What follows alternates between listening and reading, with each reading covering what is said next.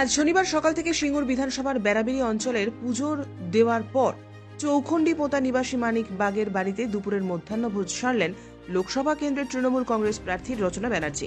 এরপর সিঙ্গুর বিধানসভার বিভিন্ন জায়গায় মানুষের সঙ্গে মিলিত হলেন তিনি। পাশাপাশি ভোটারদের কাছে তাকে ভোট দিয়ে জয়যুক্ত করবার জন্য আহ্বান জানান।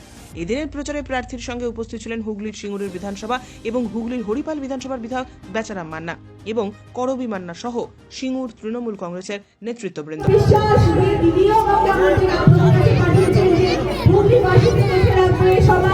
কথা শুনবে, সবার কথা বোঝার চেষ্টা করবে, কিন্তু সেটা তখনই সম্ভব যখন আপনারা জোড়া ফুলিয়ে ভোট দিয়ে নিয়ে আসবে।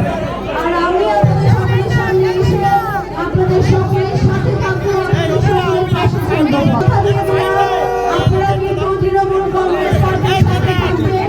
অনেকে অনেক রকম কথা বলেন, কিন্তু কোনো কাজ শেষ পর্যন্ত দেখিয়ে উঠতে পারবে। ব্যুরো রিপোর্ট, উত্তরের প্রহরী।